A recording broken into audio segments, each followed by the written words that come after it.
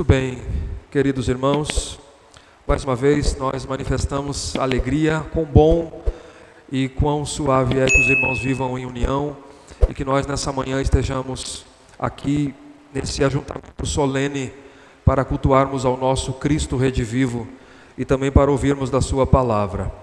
Eu quero saudar também aqueles que têm acompanhado a nossa série de mensagens pelo nosso canal no YouTube. As nossas séries são gravadas, o culto ainda não está sendo gravado, mas as séries de sermões estão sendo gravadas e postadas no nosso canal, no canal da Igreja Presbiteriana de Bento Gonçalves. Nós queremos louvar a vida daqueles que nos acompanham. E nessa manhã nós daremos sequência à nossa série, então, no Evangelho segundo João. E eu gostaria de convidá-los a abrirem a Escritura Sagrada, então, no Evangelho segundo João, capítulo 2. E hoje nós meditaremos dos versos 12 a 22. João, capítulo 2, versos 12 a 22.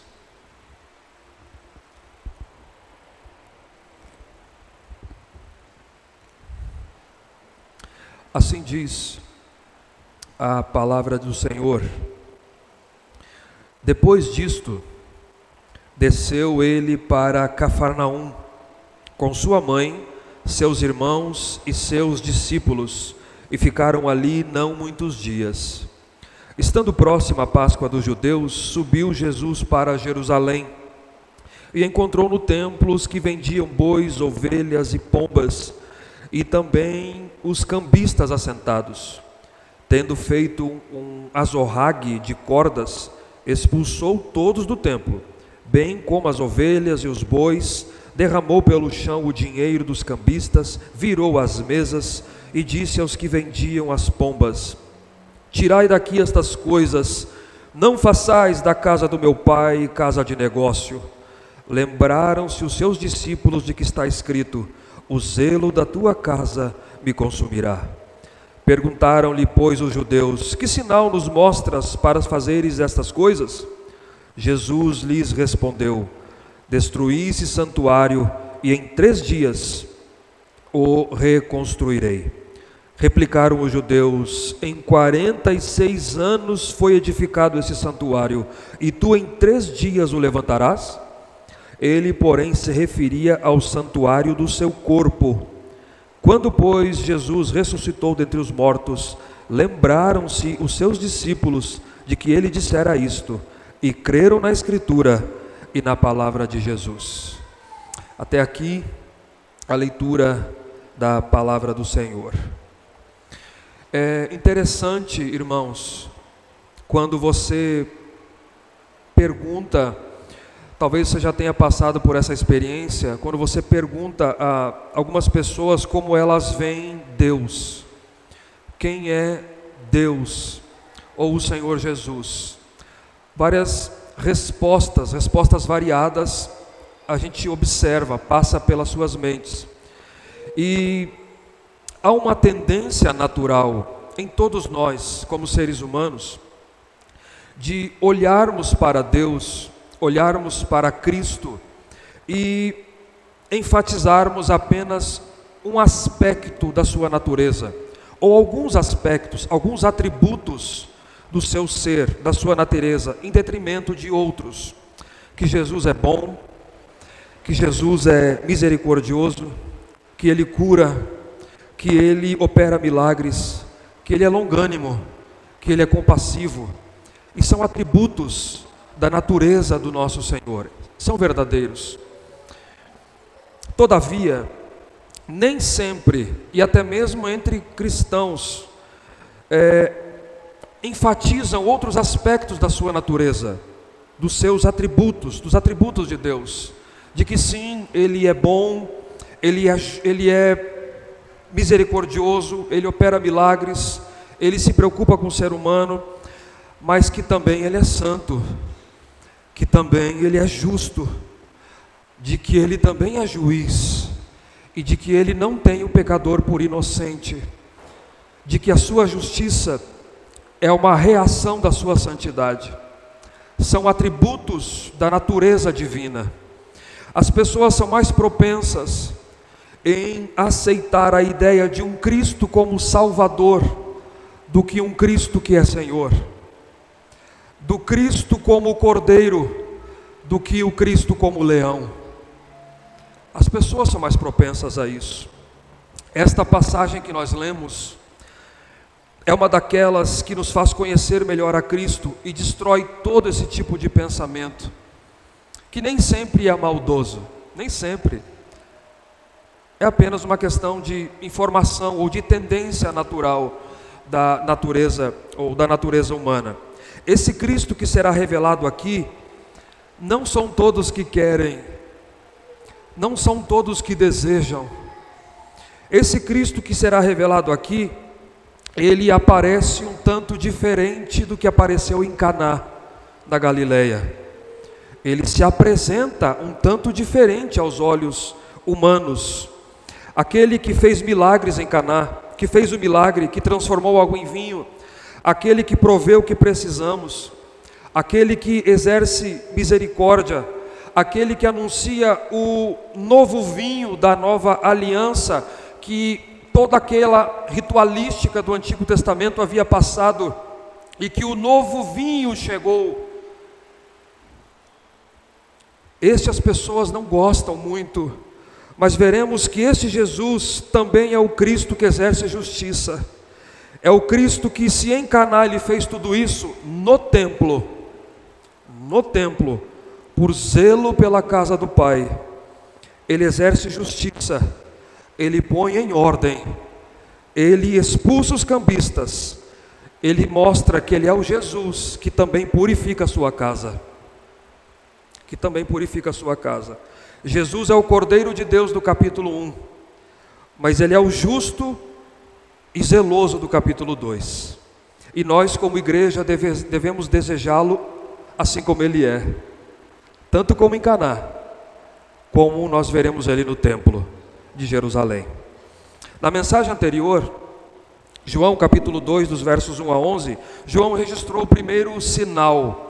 Ele chama de sinal no seu evangelho, que é o primeiro milagre do Senhor Jesus, realizado no seu ministério, que aconteceu numa festa de casamento, você pode acompanhar aí, no início do seu ministério público em Caná da Galileia, quando ele transformou água em vinho.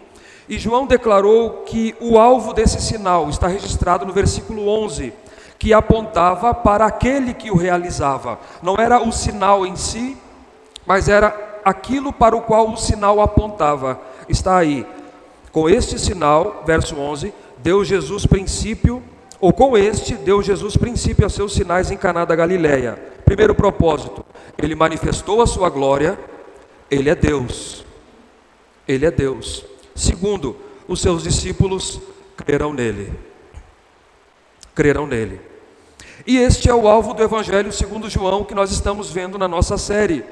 Capítulo 20, versículo 30 e 31, está registrado o propósito do escrito desse Evangelho, que é, na verdade, fez Jesus, diante dos seus discípulos, muitos outros sinais que não estão escritos nesse livro.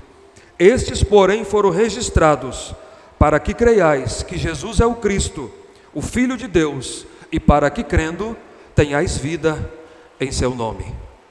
Este é o alvo do Evangelho.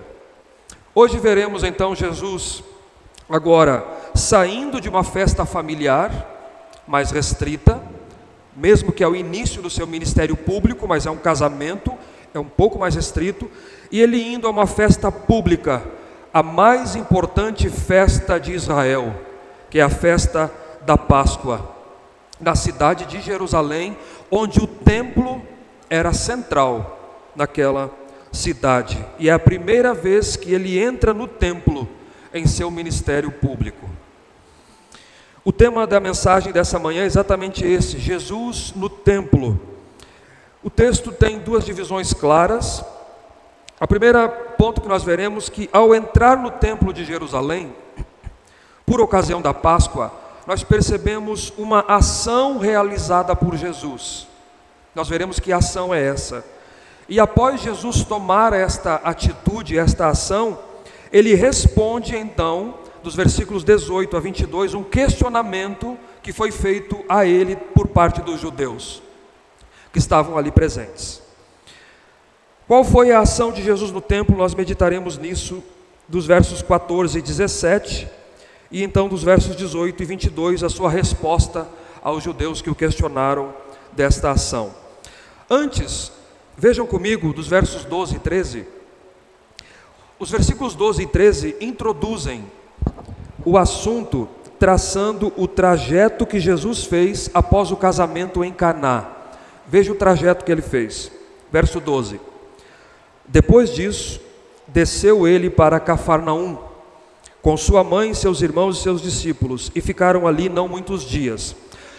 Depois disso se refere a depois dele ter realizado aquele sinal, aquele milagre em Caná da Galileia. Então ele desce a Cafarnaum, alguns quilômetros de Caná. A cidade de Cafarnaum ficava a poucos quilômetros de Caná, às margens da Galileia. Era abaixo do nível do mar. E muitos dentre aqueles que presenciaram o sinal em Caná seguiram Jesus para Cafarnaum, onde eles permaneceram alguns dias.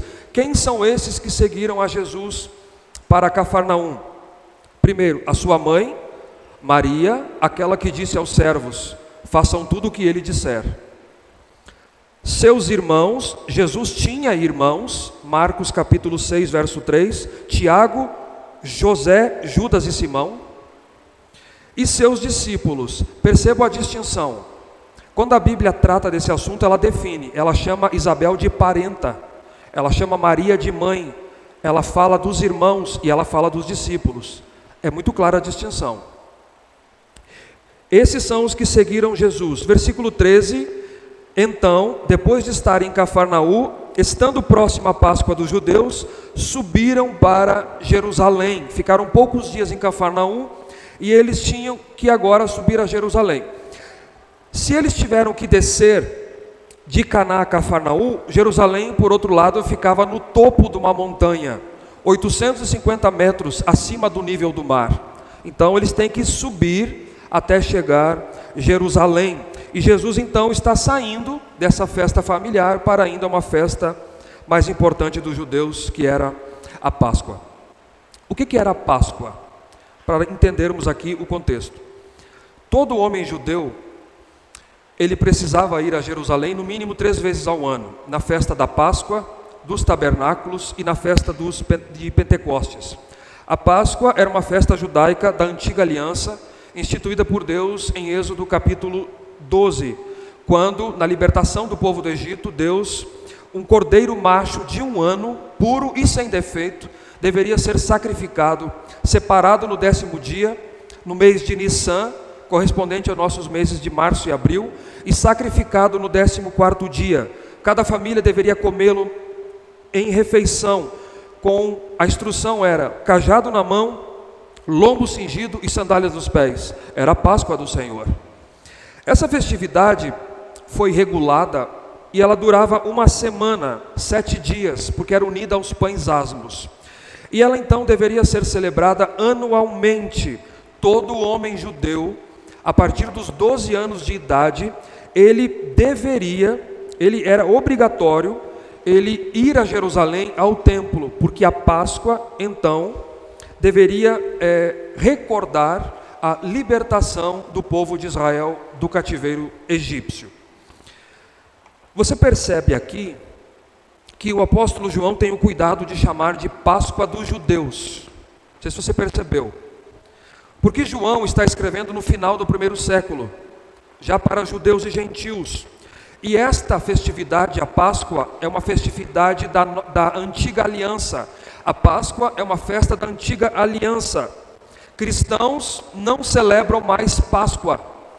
A Páscoa foi substituída pela ceia na noite em que o Senhor foi traído. Ele que é o Cordeiro de Deus que tira o pecado do mundo. Então, João chama a Páscoa dos judeus. A Páscoa dos judeus. Tá certo?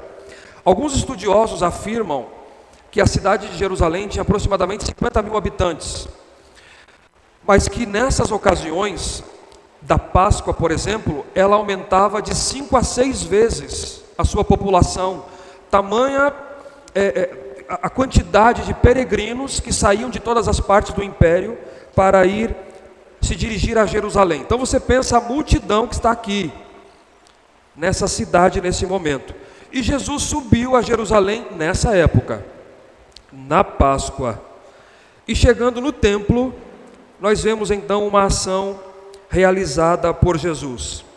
Qual foi, em primeiro lugar então, do nosso texto, a ação realizada por Jesus no templo? Versos 14 a 17. Como sinal de sua autoridade, de que ele é o Messias, o Filho de Deus, ele purifica o templo. Essa foi a ação realizada por Jesus. Como sinal de sua autoridade como Messias, ele purifica o templo. Apenas um detalhe que talvez ajude você na leitura devocional.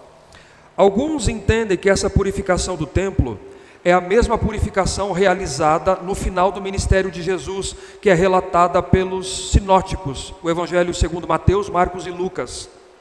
Alguns entendem que é a mesma. Não entendo dessa maneira. Não foi a mesma. O relato de João aqui, essa purificação se dá no início do ministério do Senhor Jesus. E o relato dos evangelhos sinóticos acontece no final do seu ministério. Ou seja, Cristo purificou o templo em 2 ocasiões distintas. No início do seu ministério, aqui, e no final do seu ministério. Isso é importante, temos evidências internas. É importante porque traz outras implicações àquela primeira posição que eu avisei, que não são tão boas. Mas é importante entender isso. Então vamos ver, como sinal de autoridade, Jesus como Messias purificando o templo. Versículo 14. E entrou no templo, e encontrou no templo os que vendiam bois, ovelhas, pombas e também os cambistas assentados. E tendo feito um azorrague de cordas, expulsou todos do templo, bem como as ovelhas, os bois, derramou pelo chão o dinheiro dos cambistas, virou as mesas e disse aos que vendiam as pombas: tirai daqui essas coisas, não façais da casa do meu pai casa de negócio. Nessa cena Jesus aparece, como eu disse, um tanto diferente de Caná, como ele estava em Caná.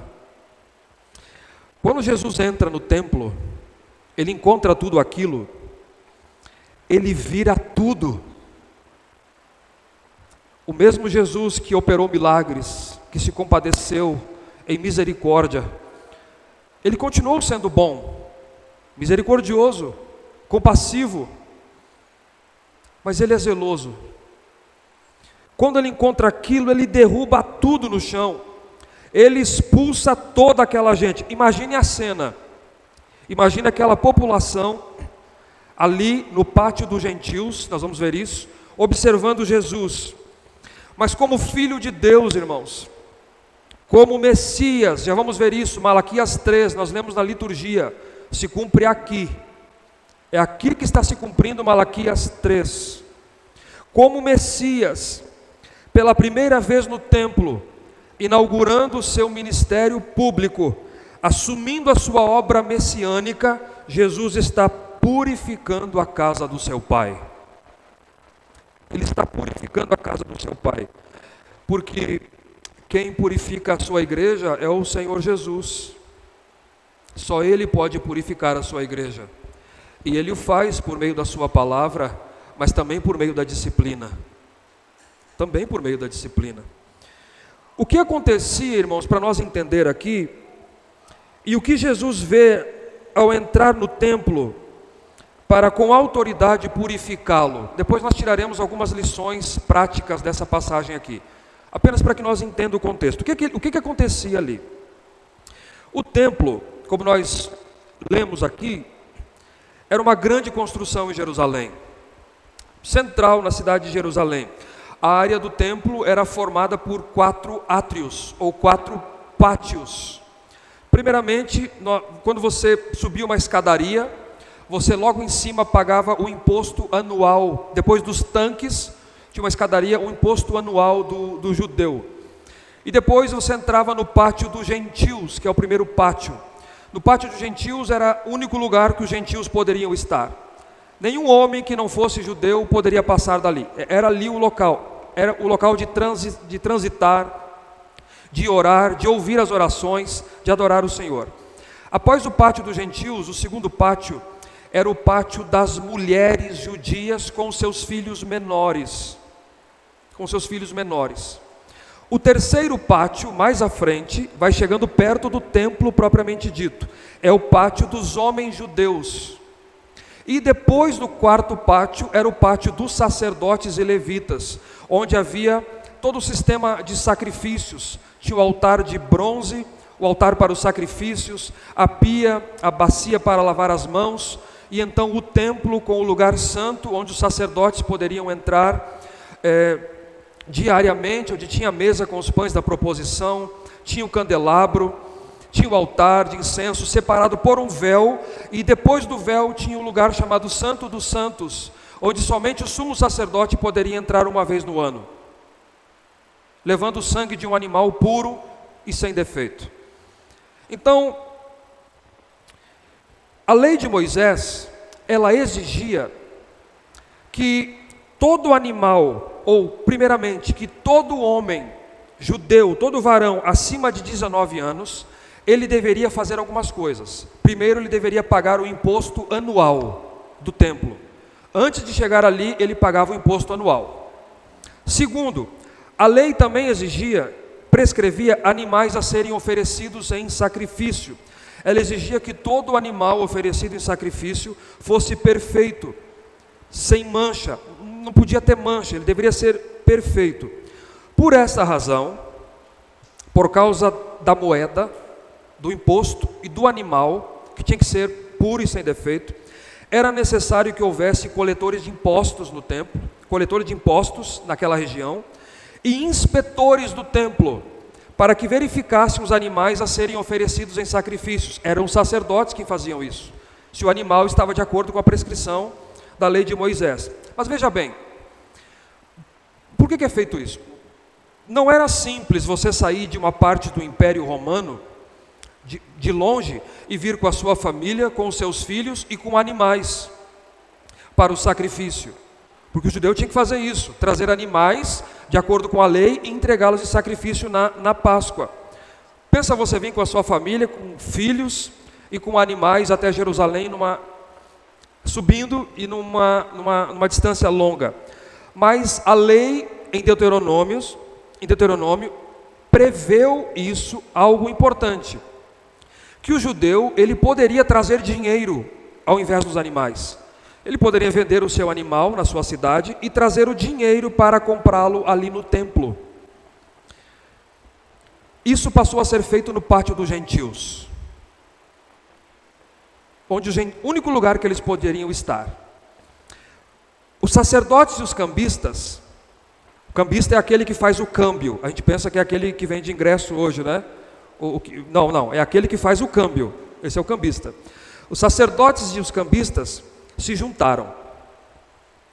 Os sacerdotes que inspecionavam os animais, começaram a inspecionar os animais, porque era a função deles, e eles não aceitavam dinheiro pagão que entrasse no templo. Não aceitava-se outro tipo de dinheiro de várias partes do Império Romano. Tinha que ser o dinheiro, a moeda do templo. Então os peregrinos vinham das suas cidades, eles tinham que trocar a moeda com o cambista e comprar o animal que era chancelado pelo templo. Isso era feito para suprir os visitantes, com animais e com moedas aceitáveis. Vendedores de animais e cambistas, então, armavam suas tendas, as suas bancas, no pátio dos gentios, e ao entrar ali, Jesus vê o comércio. Mas qual é o problema com tudo isso, irmãos? É que os sacerdotes e cambistas agiam desonestamente. Era lícito trocar moeda, poderia trazer o animal também, ou comprar o animal ali. Mas eles começaram a agir desonestamente, cobravam preços altos, preços exorbitantes de animais expostos, chancelados. Então você trazia o seu animal, o judeu trazia o animal, o sacerdote tranquilamente poderia dizer: esse animal não é aceito. O animal aceito é o que está chancelado pelo templo, é esse aqui do templo. Esse aqui não está aceito. Cobravam os adoradores o máximo que podiam pagar. Os cambistas assentados com as pernas cruzadas.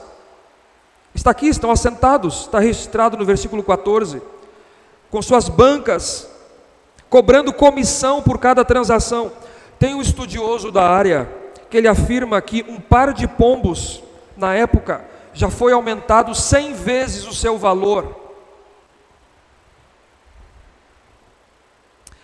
Taxas abusivas de câmbio, para obterem lucro, fazendo comércio na casa de Deus, que deveria ser a casa de oração para os povos. O único lugar, irmãos, onde os gentios poderiam entrar. Os gentios não poderiam participar da adoração. Era o único lugar no qual eles poderiam ouvir os salmos, ouvir a leitura da lei, ouvir os salmos cantados, a leitura da lei, ouvir as orações. Era o único lugar que eles poderiam estar. Ao longe, o único espaço aberto transformou-se em comércio, em fonte de lucro, não mais para culto. Muito pelo contrário, estava dificultando o culto e a aproximação dos gentios para ouvirem o Evangelho. Fora que ninguém mais poderia conseguir ouvir nada. Tem alguns comentaristas que dizem: o mugido dos bois, os vendedores gritando. Qual a possibilidade de se ouvir o Evangelho? As orações, os salmos. E diante dessa situação, irmãos, a casa de Deus, planejada para a casa de oração, para que os gentios abandonassem os seus deuses e conhecessem o verdadeiro Deus, se voltassem para Ele, se tornou num covil de ladrões. Nesse momento, ao entrar no templo de Jerusalém, Caná, Cafarnaú, Jerusalém, Jesus notou que o pátio dos gentios havia se tornado numa casa de negócio. Está escrito aqui. E é interessante que a palavra grega utilizada por João é empório. A palavra é empório. Talvez você sabe o que é isso, né? Tinha aqui na cidade, há muitos anos atrás, um empório de tecidos. Significa um mercado, um comércio, um local de comércio, ao invés de lugar de adoração. Jesus não poderia entrar ali e dizer: vamos orar. Tem um expositor, eu achei interessante o que ele disse. Ele disse: Jesus não poderia entrar nesse momento e dizer, soltar uma pomba, dizer: agora vamos ficar em paz, tudo tranquilo. Não, a ação de Jesus diante do que ele viu, diante de todo esse quadro que eu relatei a vocês, está relatada nos versículos 15 e 16. Tendo feito um azorrague de cordas, ele expulsa todos do templo. Jesus vira tudo, derruba tudo no chão, expulsa aquela gente. Ele está purificando a casa do Pai. Porque, irmãos, nem sempre é possível haver diálogo quando se está mercadejando a palavra de Deus, obtendo lucros com o sagrado, fazendo da religião fonte de lucro, profanando o culto ou o acesso ao culto. A zorrague é um chicote de cordas trançados que ficava grosso. E Jesus, e o texto parece dizer que Jesus fez na hora. Ele fez na hora aquilo, e ele utilizou para espalhar as moedas, os animais, expulsar os cambistas que estavam ali vendendo. E essa ação de Jesus, então, era um sinal da sua autoridade, de juízo, purificando o lugar de adoração, o lugar onde os gentios poderiam adorar o Deus verdadeiro. Ele está exercendo o seu direito de Messias. Volte comigo para Malaquias capítulo 3, por favor.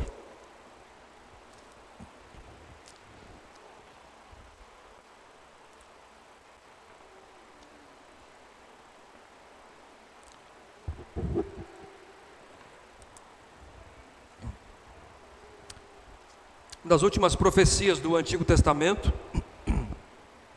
Malaquias diz: eis que eu envio o meu mensageiro, que preparará o caminho diante de mim.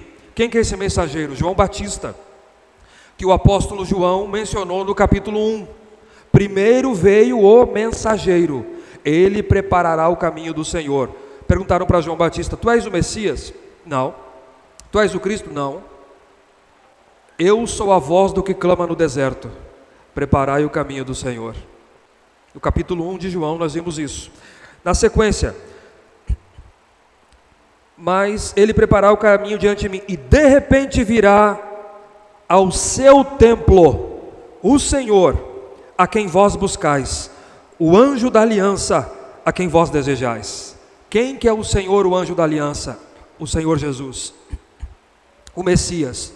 E de repente ele virá ao templo. O que ele fará?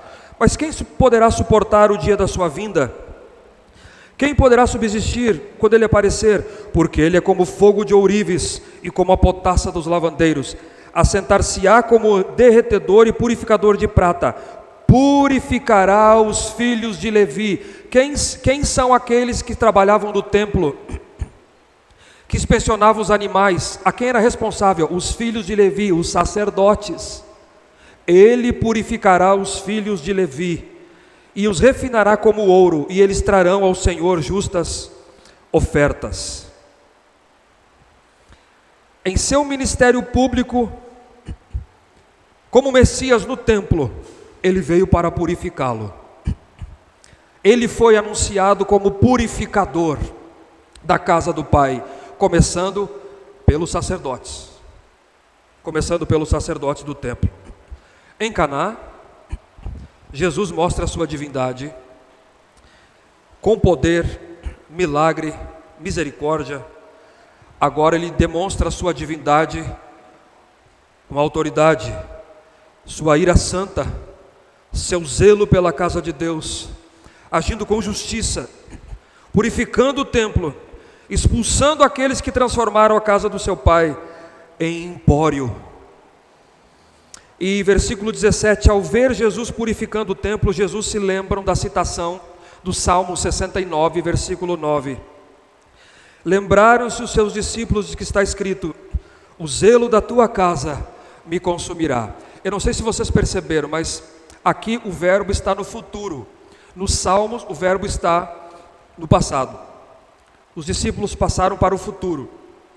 Aqui, neste Salmo, primeiro porque o zelo, a purificação era proveniente do zelo de Jesus, pela adoração pura a Deus. Só que os discípulos, eles lembraram de Davi, no Salmo 69, que por zelo da casa de Deus foi perseguido. Ele foi perseguido. E os discípulos ficaram receosos de que, assim como Davi foi perseguido e sofreu, esse zelo de alguma maneira de Jesus iria consumi-lo. Davi é um tipo de Cristo. Ele aponta para Cristo. E foi exatamente isso que aconteceu, irmãos. Anos depois, os sacerdotes prenderam Jesus, conduziram para morrer. O zelo da casa de Deus o consumiu. Ele morreu no nosso lugar, mas o zelo de Cristo o consumiu. Eu queria algumas aplicações aqui para nós, com esse texto, com essa passagem, com essa primeira parte, que eu acho importante que nós meditemos nessa manhã. O que isso traz para a gente? Primeiro, que a adoração do templo, a purificação do templo, mostra o zelo de Jesus pela verdadeira adoração. Jesus zela pela verdadeira adoração. Jesus zela pelo alcance dos povos. Jesus zela pelo relacionamento do homem com Deus.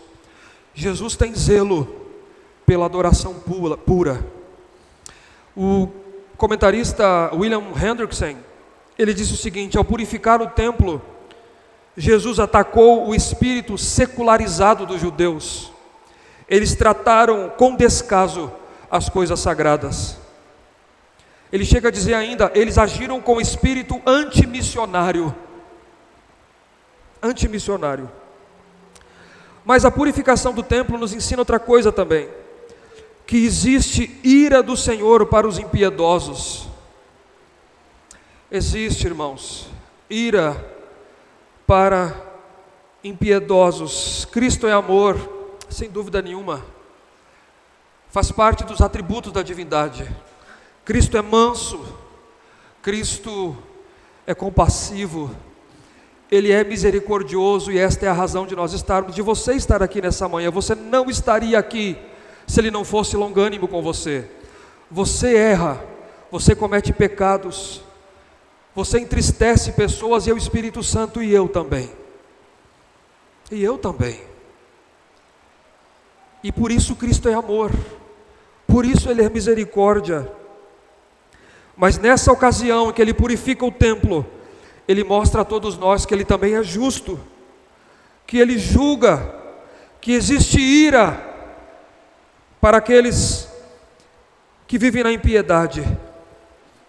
A purificação do templo nos mostra que Jesus não faz vista grossa ao pecado, que ninguém sai ileso diante dele, quem permanece no pecado.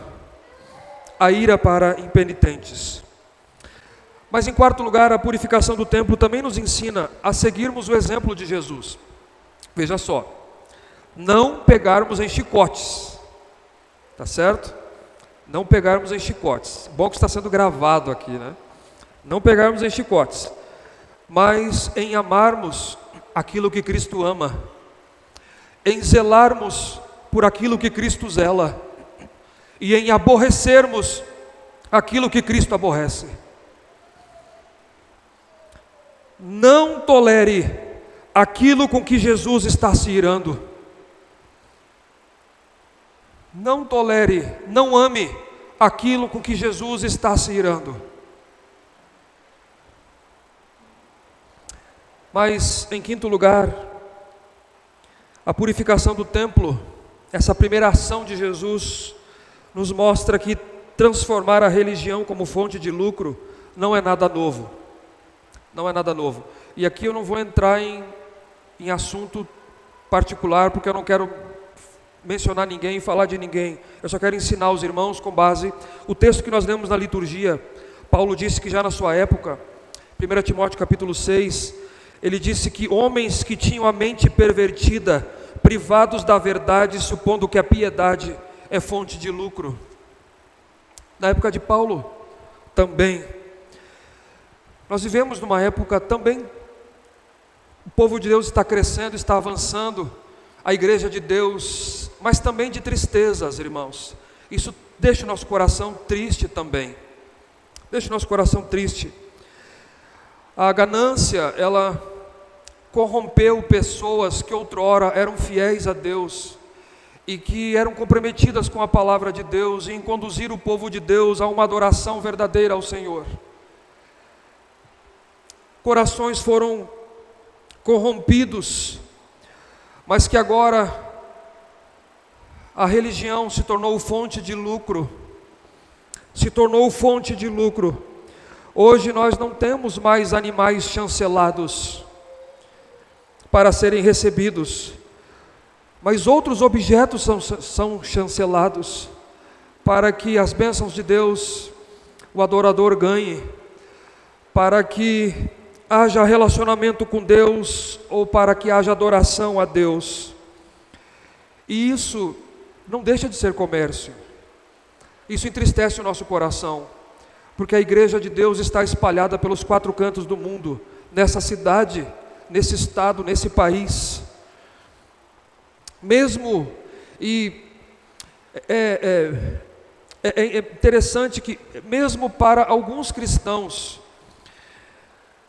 o próprio ato do dízimo não é mais um ato de adoração a Deus, um ato de reconhecimento de que tudo vem de Deus, e de que tudo que nós temos vem dEle, e de que das suas mãos nós entregamos a Ele a 10ª parte para o mantimento da sua casa, o avanço do seu reino, mas torna-se ou tornou-se um investimento.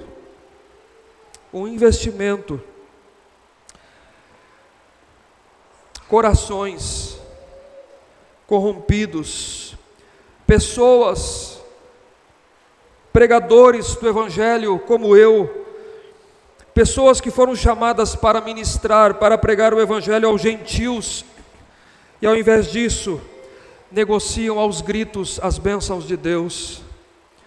Se nós vendermos a nossa salvação, queridos, se nós aqui, vou falar da nossa igreja, a igreja presbiteriana, se nós vendermos a salvação ou um favor de Deus nos nossos cultos, se mercadejarmos a palavra de Deus, estamos sendo infiéis a Deus.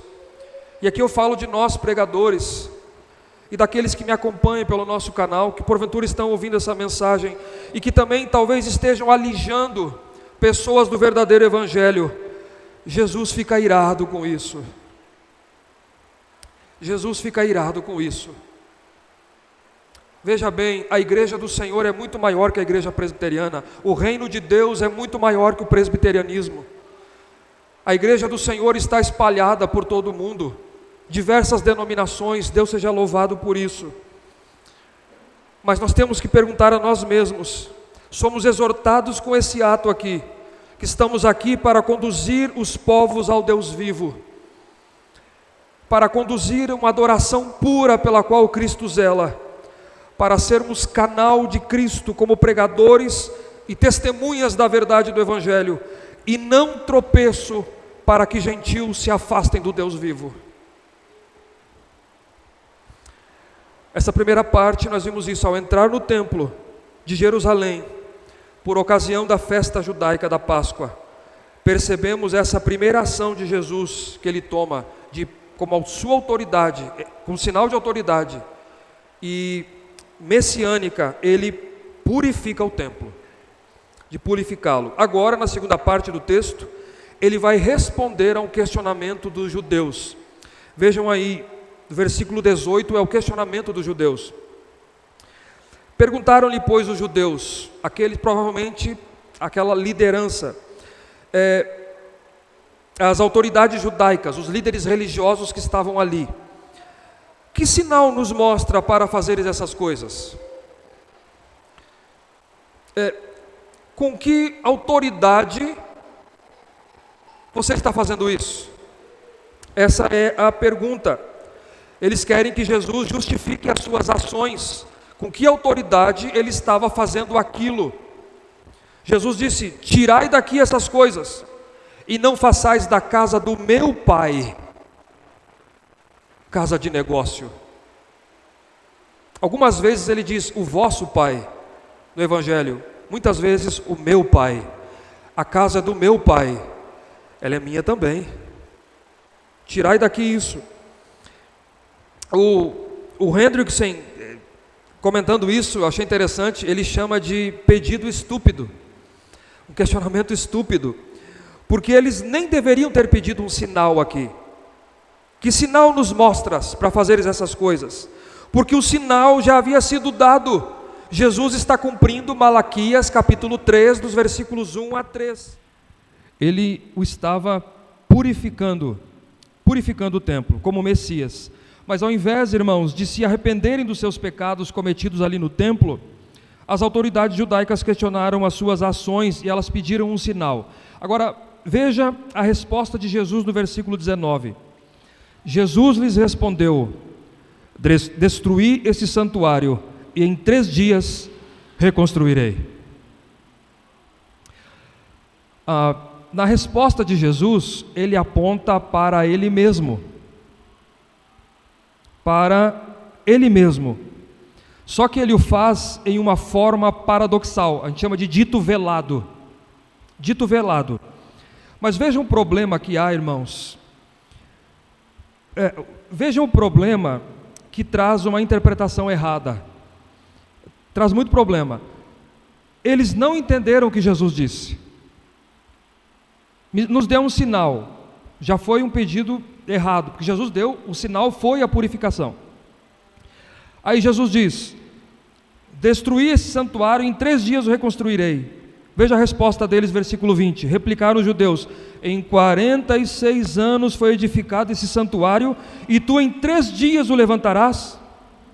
Eles tanto não entenderam até o final, que essa foi uma acusação contra Jesus diante do Sinédrio. esse homem disse que destruiria o templo e edificaria em 3 dias. Em Mateus capítulo 26. E no capítulo 27 eles dizem isso na cruz: se tu és o Filho de Deus, desce daí. Você não disse que destruiria o templo e reconstruiria em 3 dias?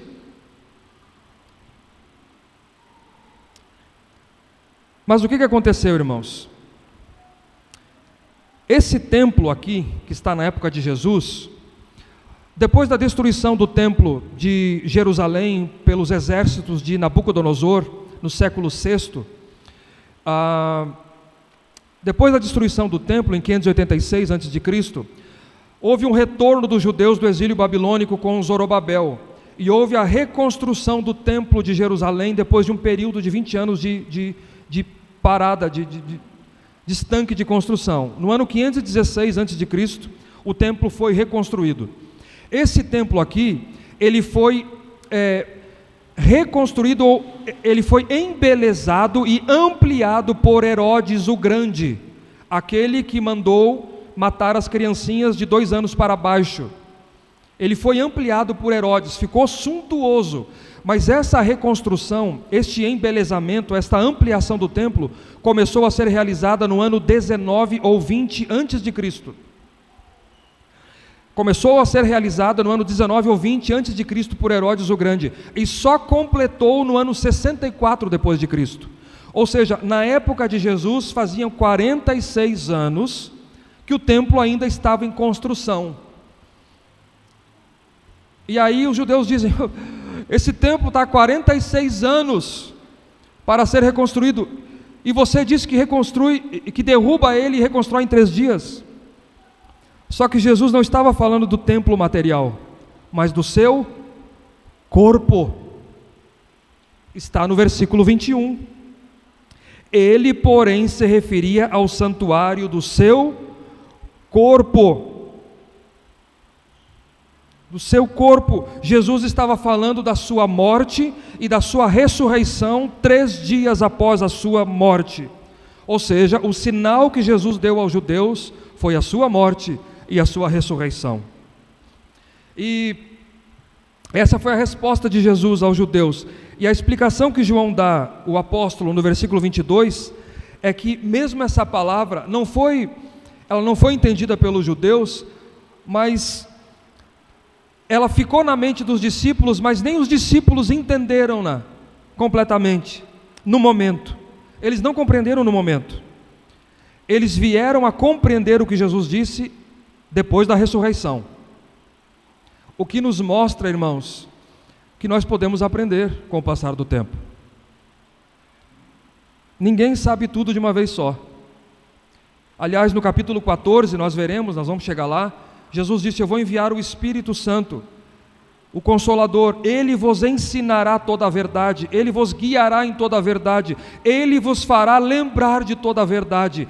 Quando Jesus ressuscita dos mortos, os discípulos disseram: agora eu entendi. Agora eu entendi. Eles não entenderam que ele estava falando da ressurreição do seu corpo até que isso acontecesse. Agora eu entendi. Quando Jesus ressuscita, eles se lembraram, e o texto diz que eles creram na escritura do Antigo Testamento e na palavra dita por Jesus. Quando ele fala escritura, ele está se referindo aqui ao Antigo Testamento, às profecias que nós estamos estudando aqui, Salmo 69, Malaquias capítulo 3, e na palavra que foi dita pelo Senhor Jesus. Agora nós entendemos, não era construção física, mas era Ele. Eles viram o sinal da ressurreição e eles creram. Quais lições práticas nós podemos aprender aqui dessa passagem? 2 lições, irmãos. Você tem que entender que nessa passagem aqui, primeiro, Jesus é o templo. Jesus é o templo. As obras do templo foram encerradas no ano 64 depois de Cristo. 6 anos depois, o templo foi destruído completamente pelos romanos, no ano 70 depois de Cristo. Mas a verdadeira religião não encerrou, porque Jesus é o templo e ele ressuscitou. e ele ressuscitou. O templo de Jerusalém era um tipo de Cristo. Capítulo 1, versículo 14, leia aí. Capítulo 1, versículo 14. E o Verbo se fez carne e habitou, tabernaculou entre nós, e vimos a sua glória, a glória do unigênito do Pai. Jesus não apenas purificou o templo, mas ele substituiu o templo. O templo apontava para ele. Nós adoramos o Deus vivo hoje por meio dele, onde quer que nós esteja. O físico simbolizava o espiritual. Foi isso que Jesus quis dizer. O ponto é esse, irmãos: todo aquele sistema havia passado. Todo aquele sistema do Antigo Testamento cerimonial se cumpriu em Cristo. Com a vinda de Cristo cessaram os sacrifícios, porque Ele é o último, o maior, o perfeito sacrifício. Ele é o Cordeiro de Deus que tira o pecado do mundo. Não precisamos mais de sacerdotes, porque Jesus é rei, Ele é profeta e Ele é sacerdote.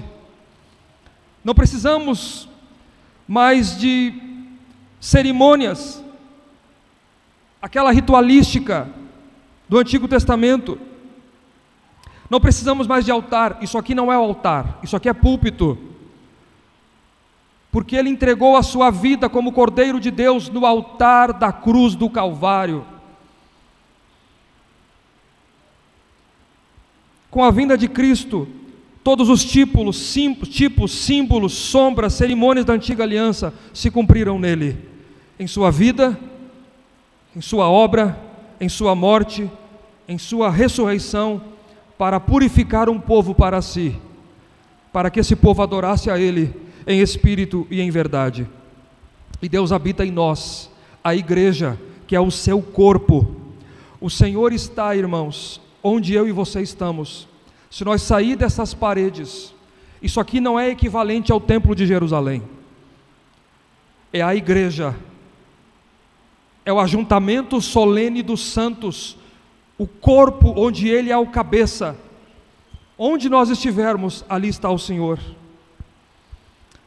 Ali está o Senhor, e purificados por Ele, nós podemos adorá-lo em espírito e em verdade. A vinda de Cristo põe um fim em tudo aquilo e torna a nossa adoração aceita. Mas ela nos ensina também a purificação do templo e a resposta de Jesus ao questionamento dos judeus.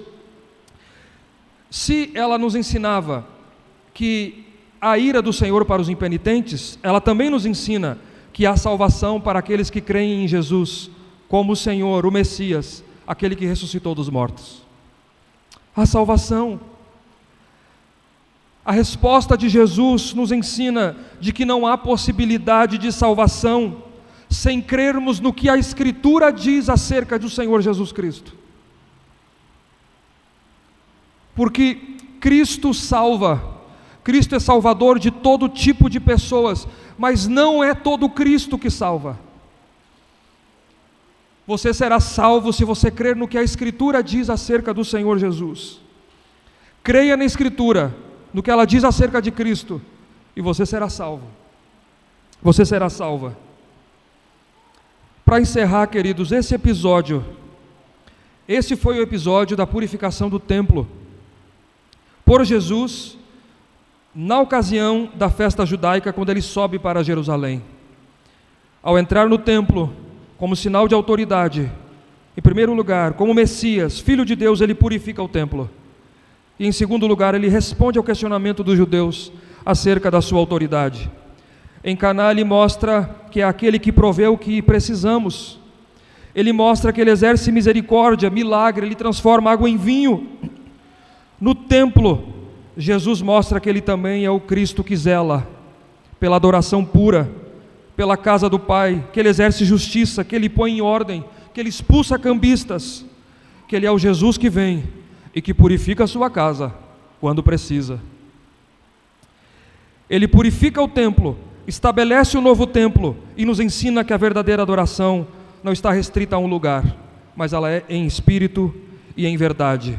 E você pode fazer isso e fazer parte desse povo que o adora, se você crê na sua morte e na sua ressurreição pelos seus pecados. Você será salvo. Eu queria encerrar com algumas perguntas a todos nós aqui nessa manhã.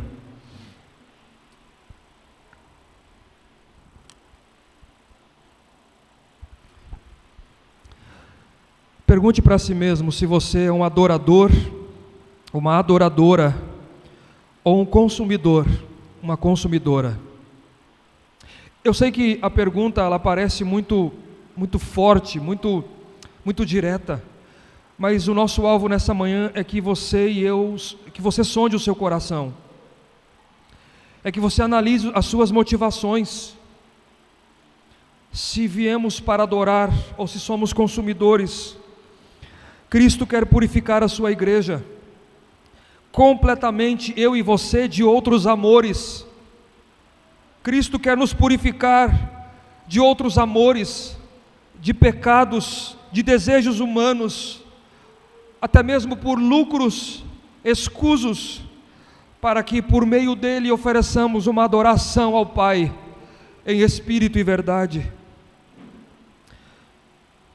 Segundo lugar, Cristo zela pela adoração. O zelo da casa de Deus o consumiu a ponto dele morrer na cruz por mim e por você. Que nessa manhã seja uma manhã de consagração das nossas vidas, uma manhã de consagração das nossas vidas a Deus, do culto que nós prestamos e prestaremos a Ele, tanto racional quanto público, o particular quanto público. Hoje nós estamos à mesa do Senhor, foi providência de Deus esse sermão, mas não na Páscoa, na ceia. Estamos à mesa do Senhor, é o pão e o vinho que simboliza e aponta para a sua carne e para o seu sangue. Não mais ervas amargas, pão sem fermento e o cordeiro pascal, ele já foi imolado em nosso lugar. Consagre a sua vida a Deus, que as nossas vidas sejam consagradas e vividas em adoração verdadeira a Ele, pela fé na sua morte, na sua ressurreição. Sua vida deve ser vivida para a glória de Deus. Você foi criada para isso, preste atenção nisso, você foi criado para viver para a glória de Deus, e sangue foi derramado para que você vivesse assim. Alguém morreu por você, e não fui eu, foi Cristo. Terceiro lugar, sejamos zelosos pela igreja, povo de Deus que se reúne. Nós temos, graças a Deus, um lugar hoje, mas nós somos a igreja. Sejamos zelosos pelo culto puro, um culto vivo, um culto verdadeiro, agradável a Deus. Ame o culto, ame a igreja, ame os irmãos, ame encontrar-se com os irmãos, que tenha esse prazer, esse deleite no seu coração. Está chegando o domingo, que alegria, está chegando o domingo, eu vou cultuar o Senhor juntamente com os santos, Ele morreu por mim para que eu estivesse aqui. É isso que tem que estar na nossa mente, irmãos. Tem alegria no ajuntamento solene. E eu queria encerrar com mais algumas questões que trata com todos nós, ou com os líderes também.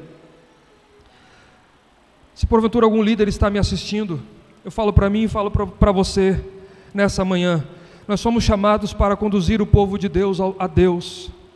Nós somos chamados para pregar o Evangelho de Deus, a fim de que esse rebanho seja purificado, para que ofereça um culto agradável a Deus. Porque ninguém pode chegar diante de Deus como está. Uma oferta tem que ser trazida, mas eu e você não podemos fazer isso. Por isso que Deus providenciou uma oferta para nós, para que nós nos achegássemos a Ele, para que o seu povo fosse conduzido a Ele. Uma oferta pura, Cristo, o nosso Senhor. Então que nessa manhã seja uma manhã não somente de consagração, mas uma manhã de salvação também. Se você crer no que a Escritura diz acerca do Senhor Jesus, que você é um pecador, é uma pecadora, e se você se arrepender dos seus pecados, e crer que Ele morreu pelos seus pecados, e ressuscitou o terceiro dia dos mortos, para te justificar diante de Deus, você será salva, você será salvo.